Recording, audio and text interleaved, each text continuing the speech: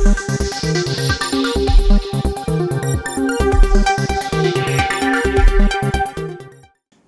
मेरा नाम मयंक गौड़ है और आप देख रहे हैं इतिहास में आज। इसमें हम आपको सुनाते हैं इतिहास में उस दिन से जुड़ी हुई ऐतिहासिक घटनाएं, और इतिहास में आज के दिन का ताल्लुक है भारत में मुगल शासन के अंत से। 24 अगस्त 1608 ये वही दिन था जब पहली बार हिंदुस्तान की सरजमी पर ब्रिटिशर्स के पैर पड़े। उस समय भारत में मुगल सम्राट जहांगीर का शासन था। वो पहले ब्रिटिश अधिकारी जो भारत में पहली मर्तबा सिर्फ व्यापार के लिए आए थे, उनका नाम था टॉमस रो।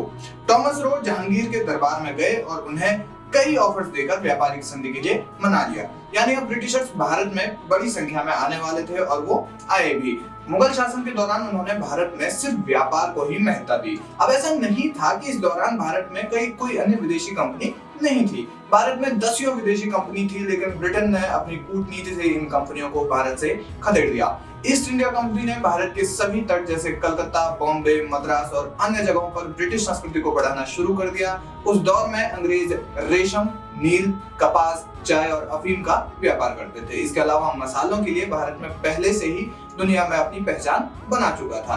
अंग्रेज भारत में पूरी ताकत के साथ सिर्फ पैर ही नहीं बल्कि अपना पूरा घर बसा रहे थे। इस दौरान उन्होंने मुगलों से कई युद्ध भी लड़े, कुछ जीते और कुछ हारे।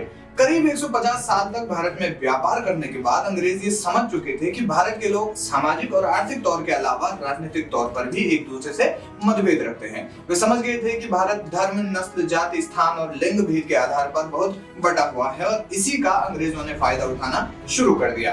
1750 के दशक तक ईस्ट इंडिया कंपनी ने भारतीय राजनीति में हस्तक्षेप करना शुरू कर दिया था। सबसे पहले अंग्रेजों ने भारत में कलकत्ता में अपनी ताकत का इस्तेमाल किया। 1757 में प्लासी की लड़ाई में रॉबर्ट क्लाइव के नेतृत्व में ईस्ट इंडिया कंपनी ने बंगाल के नवाब सिराजुद्दौला को परास्त कर दिया। इसी में जीत मिलने के साथ ही भारत में ईस्ट इंडिया कंपनी का शासन स्थापित हो गया। उस समय कलकत्ता ही भारत की राजधानी हुआ करती थी। हालांकि भारत के लोगों को भी धीरे धीरे ईस्ट इंडिया कंपनी की सोच समझ में आनी शुरू हुई। जब ईस्ट इंडिया कंपनी भारत में अपना अधिकार बनाने लगी तो 1857 के पहले स्वतंत्रता आंदोलन या 1857 के विरोध को देखा गया। 1857 वो साल है जब भारत ने आजादी के लिए पहला स्वतंत्रता आंदोलन छेड़ा था, लेकिन इसी साल भारत से मुगलिया सल्तनत का सूर्य भी सदा के लिए अस्त होने वाला था। बहुत कम लोग जानते हैं कि 1857 के स्वतंत्रता आंदोलन में बहादुर शाह जफर ने भारतीय आंदोलनकारियों की ओर से युद्ध लड़ा। जफर के नेतृत्व करने से भारतीय आंदोलनकारियों की हिम्मत चौगुनी हो गई, क्योंकि